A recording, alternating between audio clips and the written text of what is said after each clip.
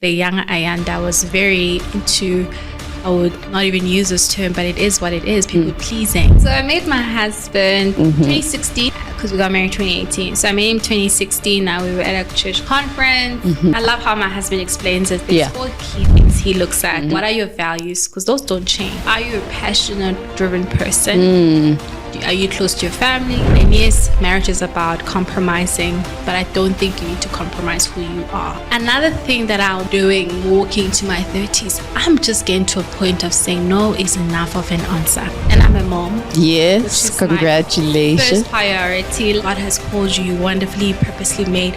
Meditate in that scripture. You haven't heard of my podcast, so make sure you go search, equip and elevate. There's so many exciting things career-wise. If that friendship for that season, it was what it was. I don't need to keep holding on to that if it's no longer a friendship for this season.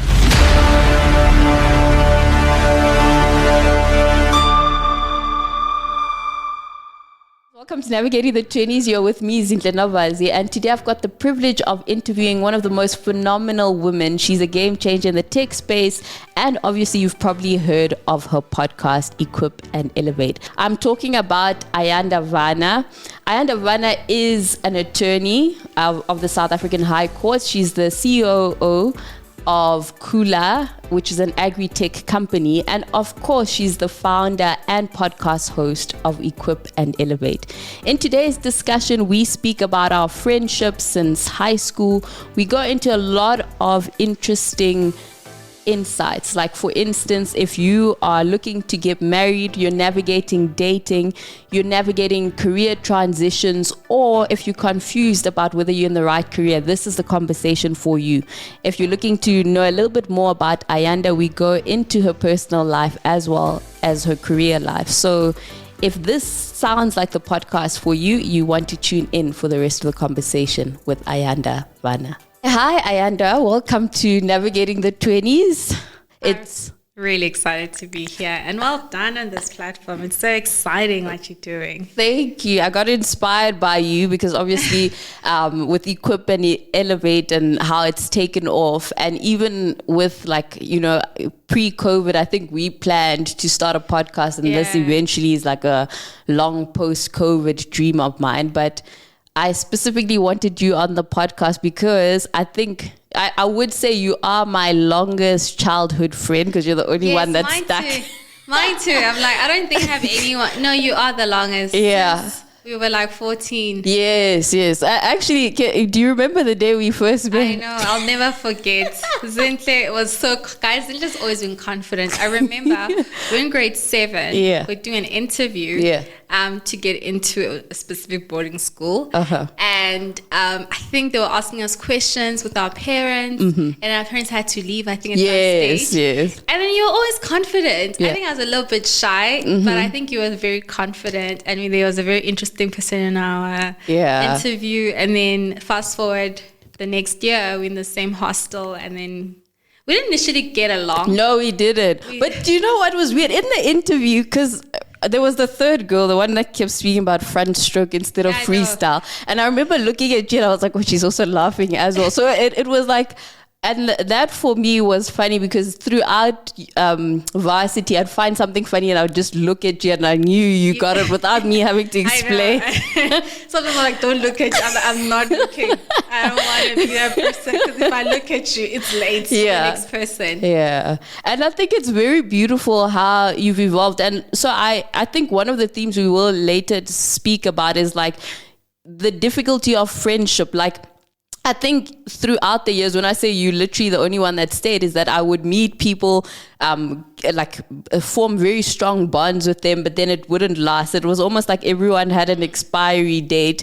And even if I would say that I wasn't continuously best friends with you, you were always in my life. And now, like, fast forward, it's like, how many years ago? It's like 11 maybe. No, is it more? Because it's 16 years. It's like about 16 years. Yeah, geez, time goes. Exactly. I've got a feeling we're going to age well. But I want to start by having a conversation around identity and who you are.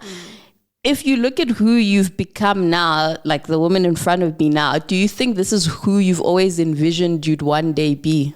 Sure. I don't think this is who I envisioned I would one day be. I think there's been a lot of like self-discovery. I think there's been a lot of reflection on growth in me becoming, and I think it's been a long life journey, not even long life because I've only been living for a short period of time. But I think in those years I've allowed myself to grow and evolve. I think the young Ayanda was very into, I would not even use this term, but it is what it is, people pleasing, you know. And what that does, it robs you from being your full self. It robs you from pursuing things that are important to you because you're thinking about everyone else around you. And that sometimes hinders your journey because you're so focused on, is this person okay? And I think that for me was something that I would confuse that with kindness and grace, but it wasn't kindness and grace. It was actually people pleasing.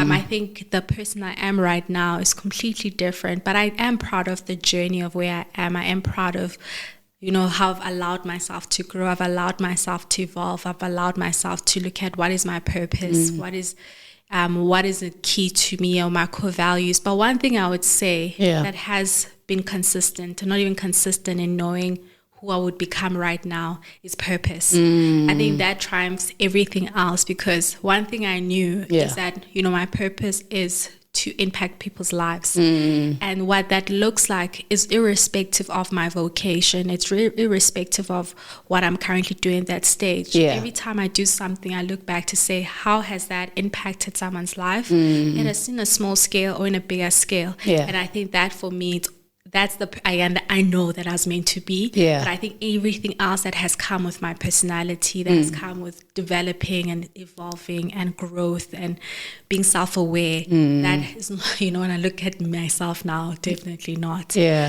But yeah, I think for me, that has just been how the journey has looked like. You touched on like something that struck me there. When you say finding purpose, I think purpose is so difficult, and maybe you go through different transformation of what purpose looks like or what purpose is.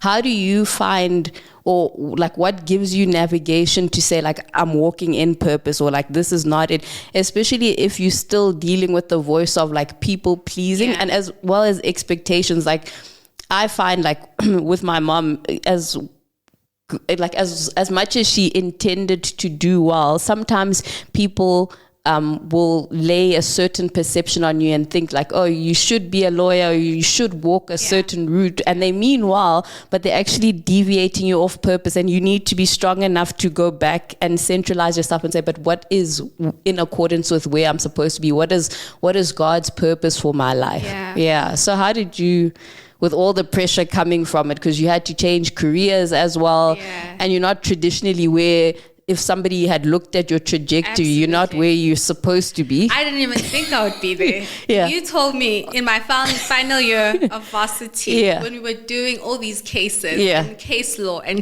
memorizing, getting excited about contract law, that fast forward then you're going to be in agri and tech. I would have laughed at you. I would have said, that's a joke. What do you mean? What is tech? You know, for me, it's just like, I think of Apple, I think of, you know, it would have never been something that I would have imagined myself being in that kind of space. But I think what has been so key in that is that every time I would make a decision, I will evaluate that, is it core? Does it reflect my core values? Because it's very important to honor my decisions, to honor my purpose. And even if it's not sort of the traditional thing. And, you know, sometimes I feel that, you know, we have a perception of what life is meant to look like, and then God surprises you. And sometimes you have a certain plan, because my plan, for instance, was to be in Khula for 1 year. And then after that, I'll see where I go and what I want to do. A month in, I was like, I'm not going anywhere. And that's because I think more than anything, my heart was open to be present in that journey, to be present in that space, to be present on how I can be giving with my talents, how I can be giving with what I've been entrusted with when I come into this organization. But in terms of having to overcome people's expectations, I know my dad still today, he's like, so you're not going to be a Tulima Donsela? I'm like, no. I was telling him who's in my class, because I'm doing my master's in digital business. Like, the minister, this is in my class. Minister, this is in my class. It's like, why are they doing law? I'm like, I'm not doing my master's in law. Yeah, I've told you this so many times. I'm doing my master's through the Wits Business School. Not law. I'm not in the law faculty. So my mom will always say, he still has his moments of like, she really is not going to be an attorney. And in my family, they still call me advocate. And I'm just like, I wish you guys knew that an advocate and an attorney are two different things. Advocate. And I'm just like, I'm not that. But you know what? We forgive them because it's the idea that you're going to be the first black female attorney in the family. So they hold it with pride and they mean well. But But I think it was very important to stay true to what was important to me at that stage. And I think one thing I love about our parents, what they've done is they've given us the ability to have freedom to choose what we want to be. They never got to do that. They had to do jobs that paid for school fees, that paid for food, paid for rent, or paid for a bond, and made sure they were supporting their families. They had to make those sacrifices. I mean, my mom was telling me the other day that, there was a stage in her life where she got a job. For the long time she was unemployed. She got a job, and it was so far. She had to walk like 45 minutes to get to work, and there were no taxis around because she lived in town. And she was separated from us for 2 years. So we'd see her every weekend because the job was not like around there. It was quite far. And at this time we were 9 or 10, I can't remember. But that's because they were making decisions based on what provision looks like for them in terms of their families.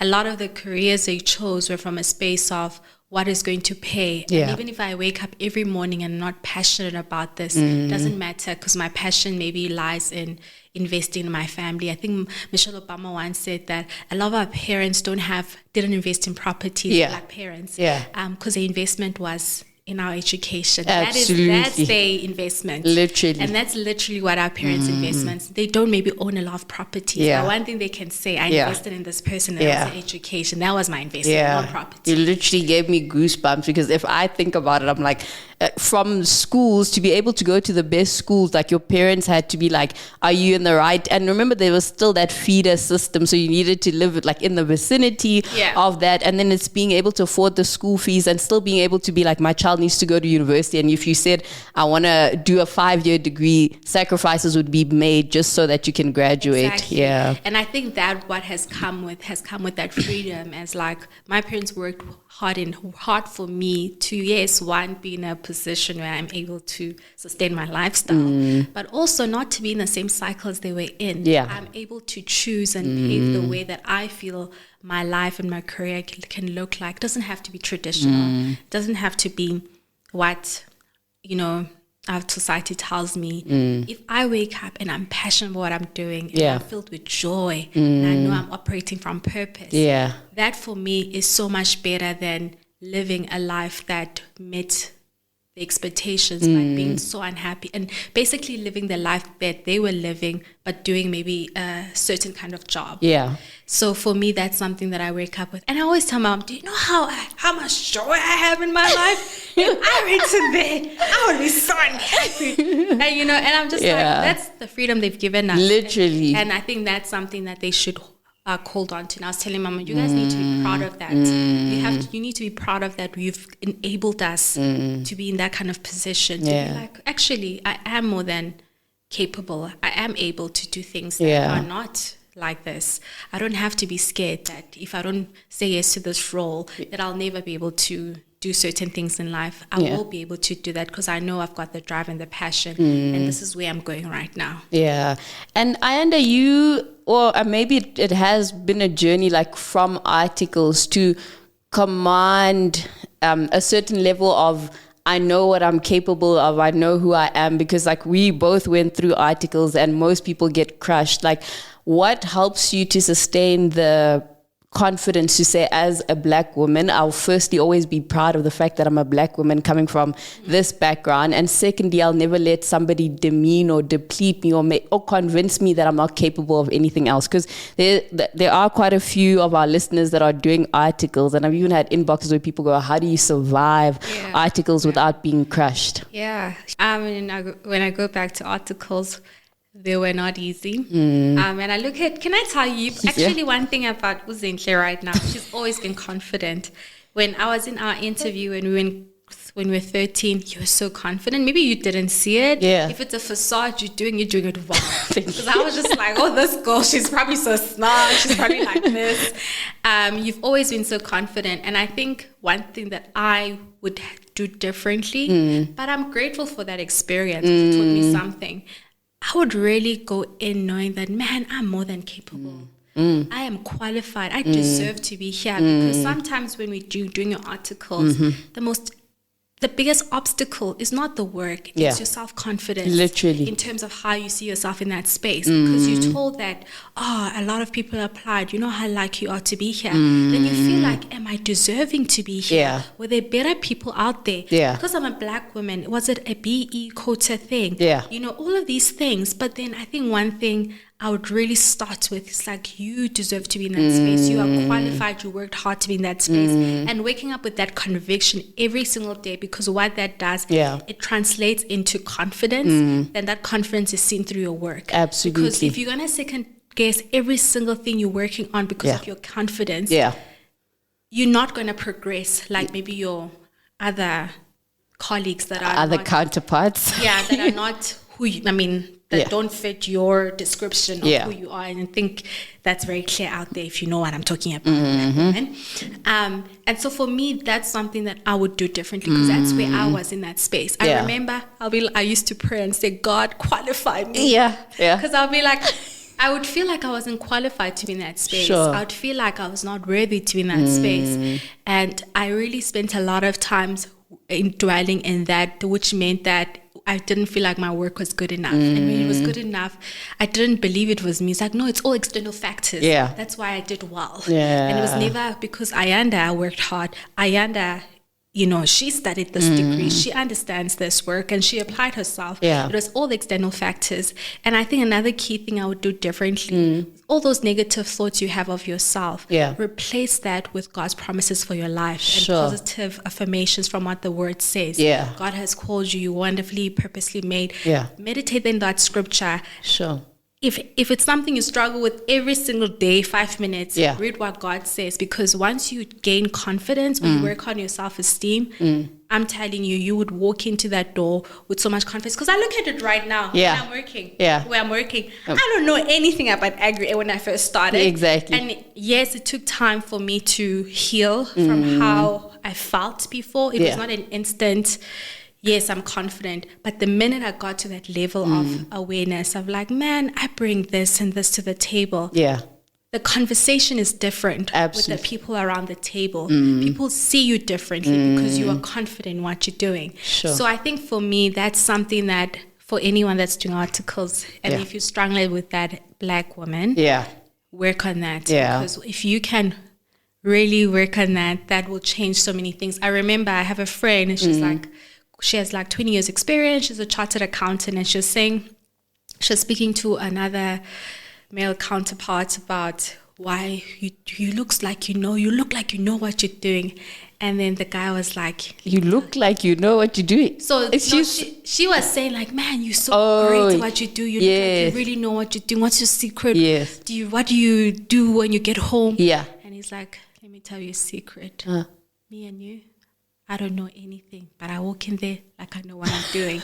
And I think that's so important. Everyone is trying to navigate, and it's that distinguishing factor is really knowing how to carry yourself in those spaces. Absolutely. Like I think when you're speaking about that journey, because I even remember when I was in articles, I was just going through the most. I was like facing racism and stuff. And I remember one day I just prayed and I was like, God, if this is if this is my purpose, then like help me out, like make things easier. But if it's not, like give me the courage to just walk away. Because I was at the point where I was like, you know what? I understand that like becoming an attorney is important, but if I have to suffer this much, because you're right, like it gets into your psyche, you start self-doubting yourself. You start thinking you're stupid because somebody's always been like, are you doing this correctly? Like, do you even know what you're doing? And they're constantly undermining those thoughts. So to retape or fix that tape that's in your head and put positive affirmations, like you're saying, like say what God's plan is for your life, and it's always in the positive. He's never made plans to harm you or to put you in positions that would otherwise be detrimental to you. So that really helps. And I think it's sad, I don't know, with your journey, do you feel like, other black women supported you? I have this thing where I'm just like, as black women, and I'll be very honest, there are certain black women that I am jealous of when I look at them, but it's never like, oh my goodness, I don't want them to do well, so I'll do everything in my power to put them down. It's more like, I want what you have. And so for me, it would be more like, let me get closer to that person's inner circle so I can also understand how to get there. But then you realize that there's so much resistance because we're all like competing and we're not helping each other out. Yeah, and I think there's enough room for everyone on the table. I think we need to get into a spirit of collaboration over competition, because right now you want to be the only, and that's just so, already it shows me how much trauma you have. You need to go back and really work on whatever corporate has done to you, because the fact that you have such a mindset is already very unhealthy. So I know that mentally and emotionally you're not okay. You've really been broken by corporate because you want to be the only, because you've been told that only is better than having other people in the room. But I really think we need to make an effort to bring other people up around us. I think for me, that's why I'm so passionate about like Equip and Elevate. I really want women that have gone before us to say, okay, how did you navigate being a black woman in corporate? Tell us the tricks. Did you learn how to cycle? Is that how you got a promotion? Because I'm going to learn how to cycle. Exactly. You know, did you tell people that I deserve to be here? How did you learn? Because for instance, some of our colleagues have an advantage because they have first generation, third generation that have been in that space, so they can get advice on how to grow. Some of us, you are the first generation entering into that space, so you've got no one that can tell you how to navigate on what to do in order to do well in that space. So I think it's so important to create spaces where we amplify voices of women that have gone before us and women that are wanting to work with women that are still, you know, building. There's no need for you to take 10 years to do what that other woman did. You can literally say, okay, these are my lessons. It will take you 2 years. It took me 10 years, but let this take you 2 years to get to that stage, because this is what I did a little bit differently. Business. I didn't know funding looked like this. I wish I had known I should keep my financials properly in order. When I start raising funding, I need this and this and this and this. You don't have to go through the same journey, and I think we need to start thinking differently about that. But one thing I want to say about you, I was saying the confidence thing. I think that's why I'm saying that maybe if you had done articles before me, maybe I would have had a bit of confidence, because I would have learned from you. Even though you were saying you were going through the most, from the outside, I saw a person that was very still confident. You knew your boundaries. If I go to gym, do not call me, do not contact me, it's my gym time.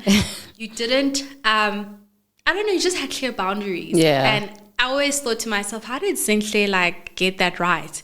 And in my head, I'm like, actually, you've always been that person. I think about when we were in grade 8, when those matrics were doing things as part of initiation, you were very clear about certain things. And even if people made fun of you, you were still clear about certain things. And I think for me, maybe that's a lesson I would have learned from you had you gone before me, to actually, articles, the way I navigate them is through being authentic to myself. Because even if they don't work out the way I want them to work out, I know I was true to myself throughout the whole process. And when I leave that journey, leave that season, I'm like, man, I'm proud of who I was. Even if I didn't leave the way that maybe I should have left in terms of maybe growing within that firm, but I know I was authentic to myself. I didn't compromise myself. I didn't do all these different things. I was authentic to myself. So that's something that maybe, as I say, I'm observing from outside as someone who's your friend, and I've seen how confident you are. You do a good job being confident if you are. But I haven't always been confident. Remember when I wanted to go to public speaking, and I don't know, because we first had a debating background, and I remember I was going to give a speech. I wrote my entire speech, and this is why I think our friendship has always been great. It's been competitive, but I could always rely on you to give me feedback, even if I didn't want to accept it. So I remember I had to give a speech in class. I wrote the entire speech. So I asked Ayanda, how did I do? And you're like, you read the entire thing and there wasn't eye contact. I was like, no, I didn't. No, but you were right. Because at the time I was doing public speaking in the format of a debater where you do write the points down and eye contact is not important. And like, I think I sat down for a while with some of the like feedback. You actually sat there writing down notes and then you gave me the feedback. Yeah. And then I was like, okay, then I took it. But it took like a year before I could actually take in what you said. And I realized like throughout my life, there's a lot of times when you gave me good criticism, but I wasn't ready to accept it, because it could have also been a pride thing where I was like, oh, but Ayanda's right, but I don't want to admit that she's right. And then I'd go home and then I'd be like, okay, she's actually got a point. And there was even a time, I don't know if you remember, where I didn't like my gap and I wanted to close my gap. And then you're like, Chuck Bass has got a gap. And I started watching Gossip Girl and I fell in love with Chuck Bass, because you're like, it adds so much character and he's like a charming guy. So like, it's very funny how like from self-image and even with the face, like I grappled with the idea of being a dark beauty or being dark-skinned. And then you always used to be like, oh, but there's so many dark, beautiful women. Like, look at this person. You used to come up, and I wasn't even clued up then on populist culture. Like, I didn't know most of the celebrities, but you'd be like, you need to watch this. You need to see this person. Like, what do you think about this? I didn't even know about Lupita. I think I knew about Lupita from you. So I think it's nice to have somebody that affirms that. And coming back with that, I think with articles, the first 6 months, I would say I was not authentically myself. And then a switch flipped where I was like, when the switch flipped, I was like, I've got nothing to lose. Yeah. And that's when I regained my power. I was like, what's the worst that can happen? They're going to fire me or they're going to say my articles. Then I was like, I'm willing to take that risk. And then when that unlocked, it was like I was untamed. I was like, no one else is going to mess with me. But it took 6 months of being in a psychologically bad place where I was doubting. I mean, I was under a director who used to ask me like, are you sure you graduated from UCT? Or she'd be like, I can't trust you with my work. You don't write properly. And now I was like, I know I can speak. I mean, I got distinctions at UCT. I graduated only to find out that, you know, sometimes somebody's grappling with their own inner turmoil and then they project it on you. Exactly. Yeah. And I think it's just also when you know who you are in spaces, when someone is projecting, you know how to block it off. And I think that's where I struggled with. I would internalize those projections and it became about me. And it was never about me because, as I said, like I think a lot of professionals, also people in business, they have so much trauma, man. Like they have a lot of work trauma. And because of that, that's why the space is going to take so long to be healthy and not toxic. And I'm not saying every space. I think, you know, there are companies that have really great company cultures, but I think there's some that don't. And I think that is because, one, the company culture is wrong, but also I think a lot of the people that work there are just so traumatized because people always say, like, the worst treatment I got is from a black professional. Yeah, that hurts. Which for me shows me how much trauma you also have from being maybe the only black person when you first entered there. Now there's a new, you know, group of black people that are coming underneath you and experiencing the worst treatment from you as a black professional versus someone else. And you should be like, listen, this is how I had to navigate, but I want a different reality for you. Exactly. So, yeah, I think we need to change the culture. Yeah, I absolutely agree with you. And shifting out of career perspective, I need advice from you. No, I'm happily single. So as guys, this life is on another level. I mean, she'll be like, I'm in Cape Town between these days and these days. I'll enjoy for 2 days. It's like, I'll come visit your daughter. Yeah.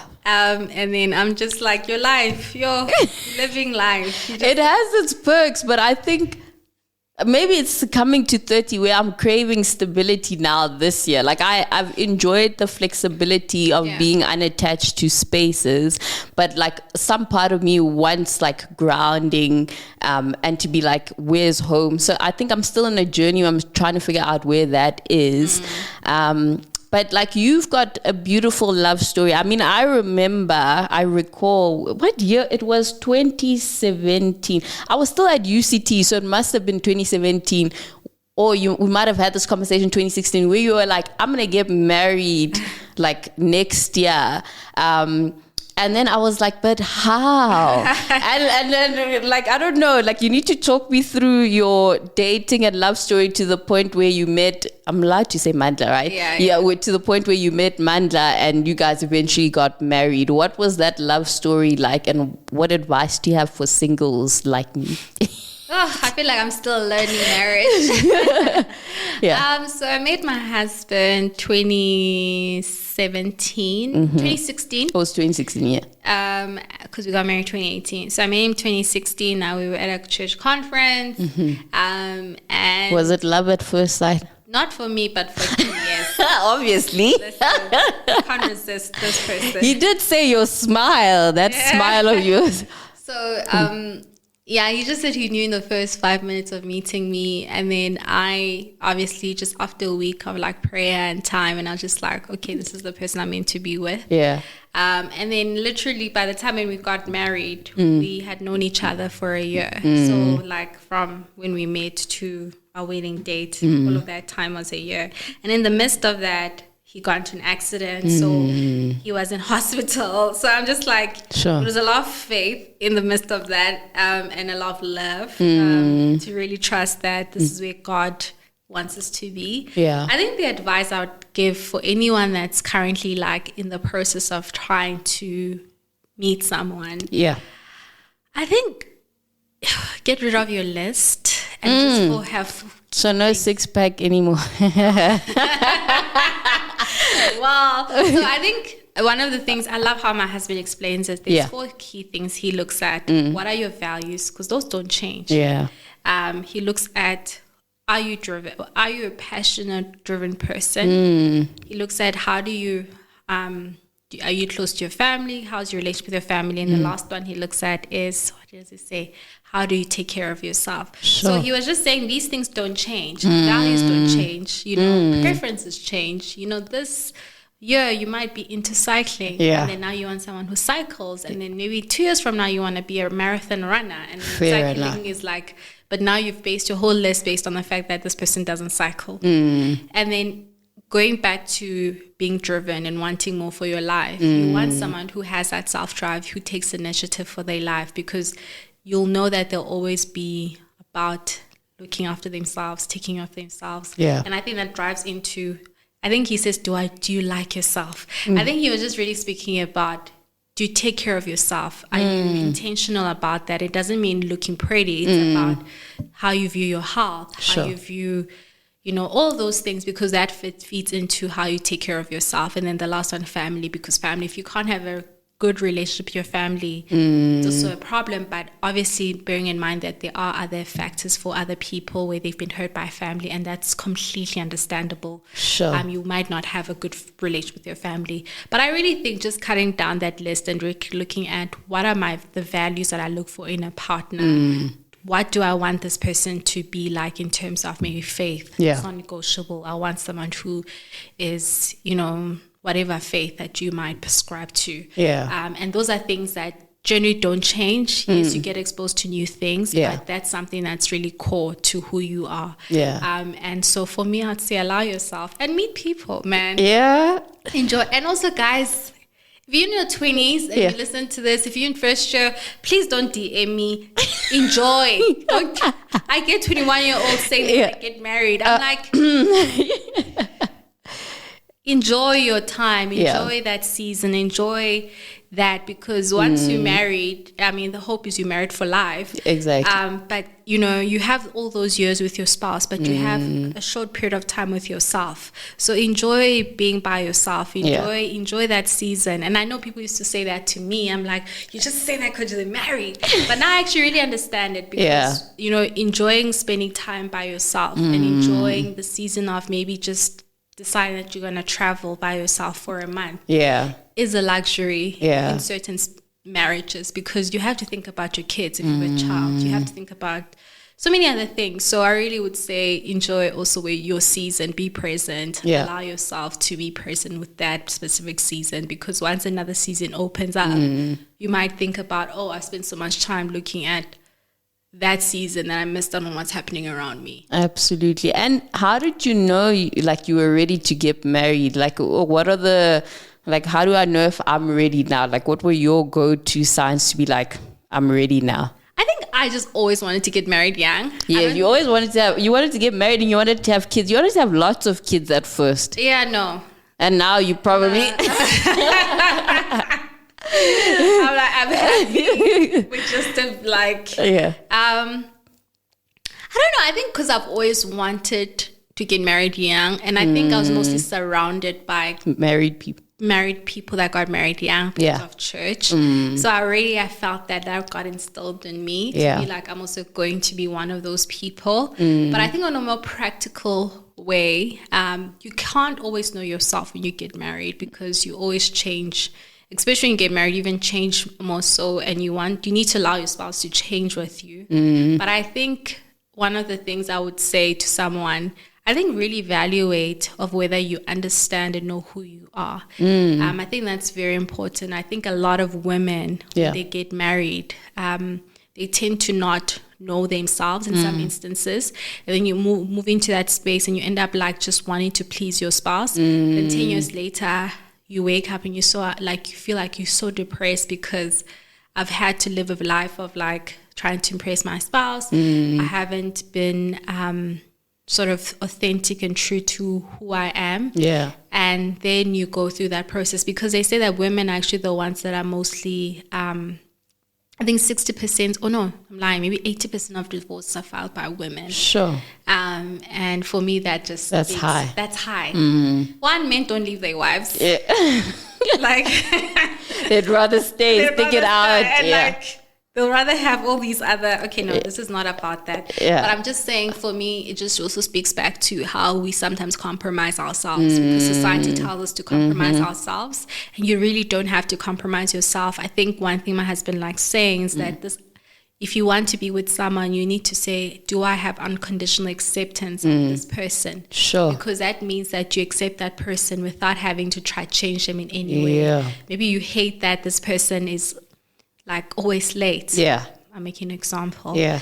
And then that becomes it's one of the things I don't like. Maybe I'll change it with time. And if you can't change him and he's like that, what happens? Exactly.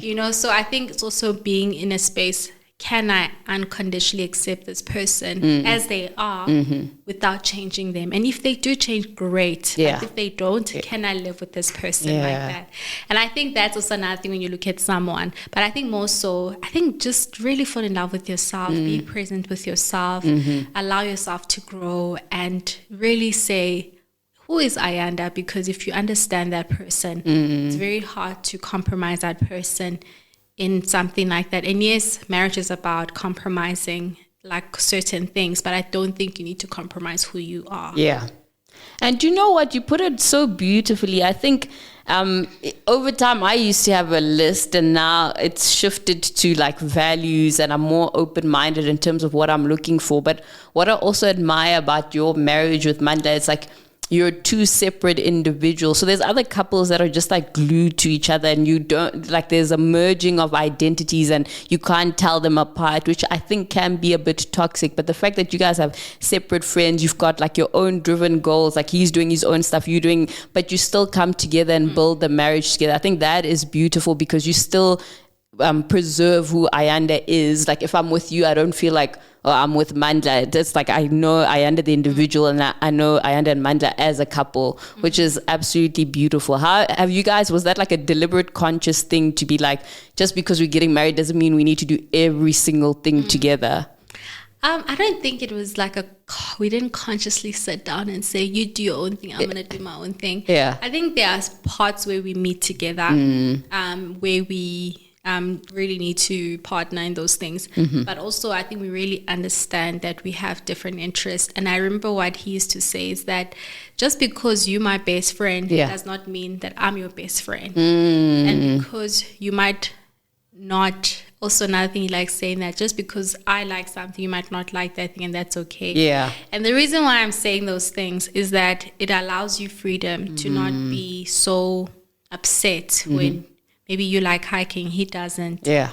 And then like you guys are like always fighting about hiking. Yeah. For me, it's just more important to look at also what are we most importantly more aligned around, and how do we become more intentional about making sure that that's our key thing together. And there's nothing wrong with us having different interests. There's nothing wrong with us having different friends. Because when I come back home, I tell him, I'm like, yo, Zintle. Okay, not everything. Like, there's certain things people like, this do not tell. Like, I will not tell. I promise. This is, I'll tell him this, but not that. But I think it's also important that we do come back to each other, even though we do have different interests. But what I really love is that he allows me to be, and that's what I love. Yeah. If tomorrow I just want to do something different, he's like, go ahead. I mean, when I said I wanted to start a podcast, he went the next week, I think, bought me mics. And then I was like, oh, like at that time I was just saying it out loud. And then I was like, okay, I think I want it to be visual. What does that mean? He went and got me mic stands. So I think he allows me to be, even though he's not in that space. You know, he knows that it's important to me. So he'll find ways to allow me to be. And that's what is so important. I think it's freedom more than anything. And it's so beautiful to witness, because I remember when you guys when you were engaged as well, because you were taking lots of photos, he would be there. Like, he wouldn't mind being in the background. You know how difficult it is to get a man to take good photos. So you'd be like, no, everyone, I'll take the pictures. He was taking initiative. So to have that proactive support, to be like, this is what makes my wife happy, and even if I don't like it, I'm going to step up and help her and make sure that she flourishes in that space, is quite rare. Well, I'm finding in the single space, it's rare to find. Maybe it switches once a person is married to a particular person. But also now bringing you back, you just reached the 3rd floor. I still can't believe you're technically older than me. Like, in my mind, we're the same age. We're the same age. And I'm just like, oh my goodness, like, we're not the same age. I was born in 93 before, democracy. So, you went through the struggle for 1 year. So in your wisdom of that 1 year and everything that you've encountered, now that you're on the 3rd floor, looking back in your 20s, is there anything you wish you could have done differently? Or if somebody could take you back, especially for people that haven't reached age 30 yet, is there anything you would change? Is there anything that you've been reflecting upon, especially, let me say, last year when you were about to turn 30 and you were like looking back? I don't know if you do those like reflection on your birthday when you're like, something I'm trying to do. So what I reflect a lot on is my career. And what I need to do to be better. But in terms of Ayanda, personal growth, something I generally just like, I go to church, God will help me. I don't generally sit down, but I've been more intentional about reflecting. So I think something in going to my 30s, one of the key things that I want to be intentional about is my personal growth. And being intentional about being obsessed with radical transformation that is more personal. And, I'm reading like your Raman Sharma, those Jay Shetty's. I really want to invest in my personal growth outside my faith, obviously. And also investing time in not only just my personal growth through self-reflection, but also, being surrounded by, if I need to see a therapist, and being intentional about seeing a therapist, not because I'm in a bad space, but because I need to sit down with someone to be like, okay, this is where I am at in life. What are your thoughts? Another thing that I'm doing, walking to my 30s, I'm just getting to a point of saying no is enough of an answer. I don't need to explain. You don't need to validate I don't need to validate my no. I don't need to give you an explanation. It's enough. Sure. So I think that is my thing, and I'm excited about that, because I'm like, we've been, and I'm actually been practicing. So I've had to cancel something, but not just because I just didn't feel right about doing it. And usually I would do this long paragraph, and I was like, I'm not able to do it. I apologize. And I just left it there. I just didn't align with what the person wanted me to do. And I think for me, that was enough. And I felt so much freedom, because I didn't feel like I had to over-explain. I had to like try, make sure that the person's also okay, because sometimes people don't think about you also, Thinking about myself more so is very important. And another thing, when I saw that question, I was like, what else? I think I want to live more audaciously. I'm all about that, like living in that kind of being audacious audacious. But I think I want to do so in my decisions and really pursuing them wholeheartedly. I think sometimes we think about people around us. Yeah. We think about, just thinking about people. So I think for me, really pursuing an audacious life and making sure that the decisions I make are reflective of my purpose, are reflective of my decision, are reflective of my goals and stuff. Yeah. And are really aligned with my values. Sure. And man, I'm a recovering people pleaser. Hey, I think we all are. I know I am too.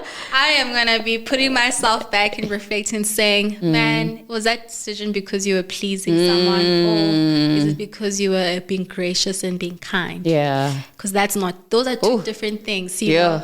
So I think that's something that I really want to be about as I move into my 30s. Yeah. And just being intentional about just reflecting on that thing, because my goodness, you'll find yourself in this hole and not be free, because once you get rid of that, there's freedom, right? So for me, I really want to grow more in not being too worried about that, but moving towards what does it look like if Ayanda is okay. And that's powerful. Like, I'm hoping when I get to my third floor, I'll also be, because I'm grappling with that, and I know that decisions that I make or the yeses that I say because they're a result of people pleasing, they drain me, man. You'll commit to going for tea with somebody you don't want to see, and you're sitting there for 4 hours, and afterwards you can't do anything because it just emotionally sucked all the energy out of you. And I think for me, that's also that, like, I think I'm also being very intentional about people in my space now. My goodness. One, I don't have time this year because I'm studying. Busy woman. And I'm a mom. Yes, which is congratulations. My first priority. Listen, having a baby, that's why I slept at 2. She wants your attention. You're trying to work on something. So you have to hold her and play with her. The minute your eyes are somewhere else, she'll be like... And then you have to look back and be like, I'm still here and stuff. So, and then now your time is like, now you have to do your work after she slept because you want to be present. So the cutest baby, but for me, she looks so sweet. Like, she doesn't cry that much, but I'm not there at night. So, in all fairness, she's very sweet. But I think also I'm going to be also intentional about the people I keep around me. I don't have to be friends with everyone because I don't want to hurt people. Yeah. If that friendship for that season, it was what it was, that's great. Yeah. We learned what we needed to learn. I don't need to keep holding on to that if it's no longer the friendship for this season, because what it does is you're able to focus on the people around you, and you're able to focus on yourself, you're able to focus on your family, on the career. You're not trying to hold on to these core friendships, but you're also trying to make sure you maintain these other ones that you're not too sure about. And, you're just keeping them around because you don't want to hurt people, because you just have to. It's the right thing to do. Yeah. Sometimes it's not the right thing to do because you're doing both of you guys are doing an injustice to each other, because they're also in a different phase where letting go is very important. So I think for me, I'm just really letting go of friendships that no longer serve me. Relationships that no longer serve me, and just really keeping my circle very tight and intentional. And has that been easy? I find that those are painful, but maybe it's because I actually do an official breakup where I go, listen, this friendship's not working. Then 2 months I'm like getting chest pains where I think about what I said. Like I had a friend and I invited her and we ate, and I was like, look, I can't give you what you want, but like, if it's life or death, I can be there, but I'm saying I can't show up in the way that you need me to show up as a friend. And I think I've said this speech to like 4 or 5 different people where I was like, I've got no friends left. I think end of last year I told you, I was like, I'm down to like 4 people now. You said that. And I admire that. This is what I love about it. I think you really, and this is one thing about you, you're so... If you believe in something, convicted in something, you're going to do it that way. You won't move like this. You feel like it's time to close this chapter at work. You're not going to do this. Yes, you'll go through your own but they won't push you out. You'll push them out. Yeah. First. Like, that's what I'm saying. Like, you actually say no to something first before someone says no to you. For me, it's been a journey because I'm so scared to sometimes hurt people. Yeah. I remember writing down, this was 2 years ago when I turned 20, and I wrote down a list. And I had just gone through one of the most difficult times in my life, and I wrote down a list, and I was like, these are my core friends. These are friends that I'm just like, even if I see them once a year, it's okay. Yeah. And even if I speak to them once a year, it's okay. Yeah. And it's actually not okay. I should just cut it off, you know. And then, but it's hard because you attach to those people, you become like sisters, and it almost feels like your souls are tied because when there's that breaking, you feel it emotionally in your spirit. No, it's not easy. I mean, like, I think I always say now I believe in a crying weekend, where you go away and you just cry. Because I went away, this is the very same time when I did this list, and I thought I was going to do like self-reflection, come back empowered. I had Robin Sharma, I had all the empowering books. I had notebooks. You went like an Oprah retreat. I was on an Oprah retreat. God messed with my heart. I was crying literally almost every single hour, writing down things. I didn't come back energized, but I came back lighter because I had let go of things. And I think that for me was very important. I'm like, shucks, I need to do this more often. I need to have retreats, one where I cry like crazy, but I also let go because the weight becomes lighter. And I think that's maybe that's also why a lot of people like gravitate towards you, or like why you find so many people in your friendship circle or wanting to become friends with you. I think you generally touch people's hearts, because if I look at myself, you softened me up. Because I remember I didn't like hugging people, and then Ayanda came and you always used to like hug me, and I'd be like, oh, this is so weird. And then even texting, I never used to text with emojis, and then something I got, you'd be like, your text is so plain, like I show some emotion. And I learned that, and I think you really meet people and you tap into their hearts and you stay there. And maybe that's why a lot of people always gravitate towards you and they want to be near you. They're like attracted. You're like a magnet. People want to gravitate towards you because your spirit is in a good place. Like you're genuinely, like, even when I think when we had your baby shower and I looked at the circle of women that you're surrounded by, and I was like, it makes sense. And that's why for me, I would say in high school, you were my best friend, and then it shifted out. And I was like, I'm so happy you're surrounded by different people that could fulfill you in ways that I couldn't. And I think that is beautiful with friendship, that you never need to feel like you need to have exclusive hold over the person. Like they must be the person you go to for business advice, for what's going on. Because there's places that I can't fill where it's like marriage related. I can't tell you what happens in a marriage. I know nothing about babies. Like I could Google stuff, but that's as far as it goes. But it's so beautiful if you've got sisters that hold your hands in those areas. Yeah, and I think that for me, what's been so good, I mean, like for instance, when I look at how our friendship, I think when I meet with you, I'm inspired. I'm like, damn. I think it's the same on both sides. I'm like, I need to sit down and plan things now, you know? Yeah. And I remember even thinking about, I actually didn't tell you this, when I was thinking about doing my master's again, I'm like, I've got a newborn baby. Yeah. You know, it's a different phase in my life. And I thought to myself, I know I'm not meant to say this, you'll edit it out if you have to. I'm like, Cynthia did 2 masters at one time. I mean, until they found out that she did 2 masters at one time. I'm just like, I can do it.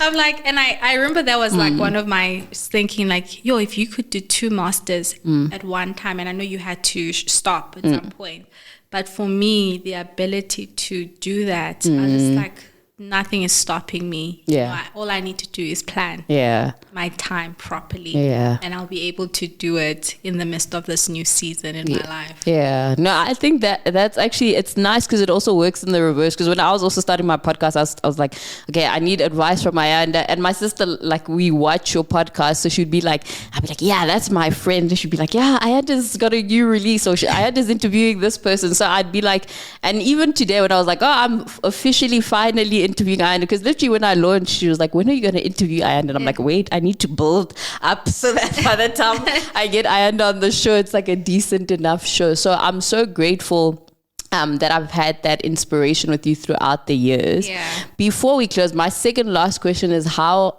are you managing it all, and what can we expect from you, like in terms of Equip and Elevate this year, career? What can we expect for Ayanda the brand, Ayanda the person for 2024?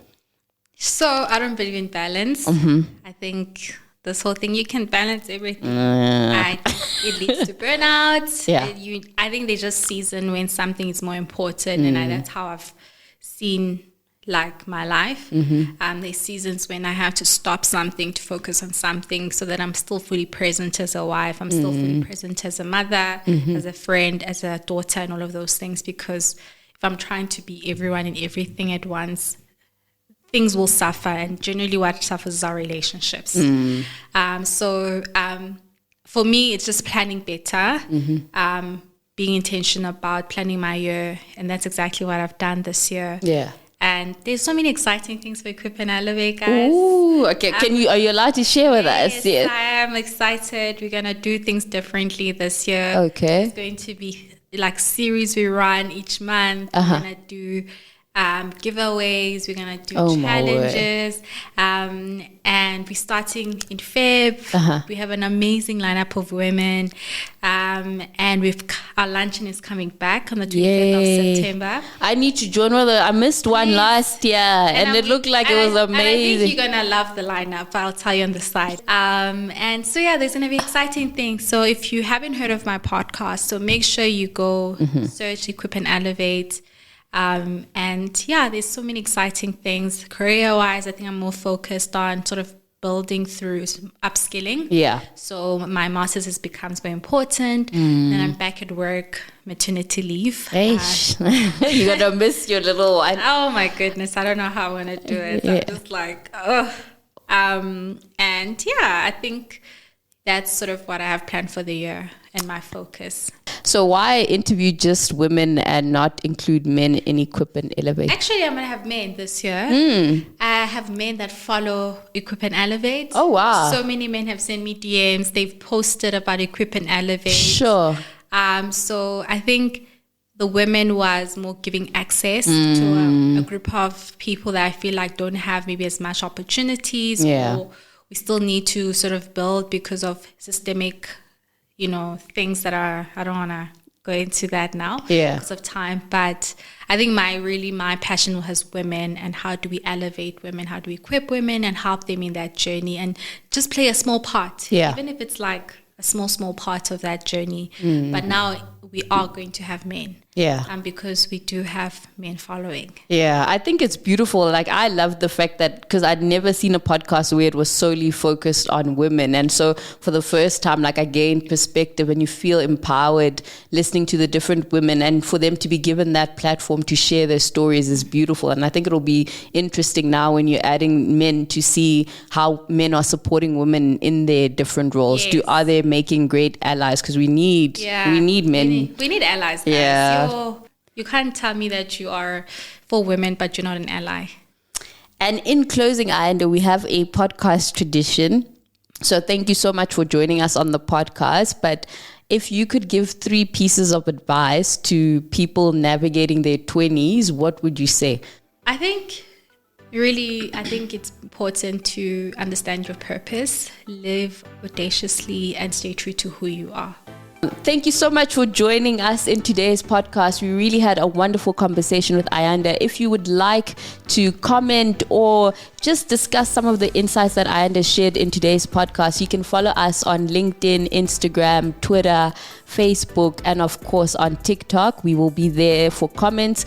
Make sure that you rate us on your preferred podcast platform, be it YouTube, Spotify, or Apple. And tune in until our next episode. Keep navigating and keep moving.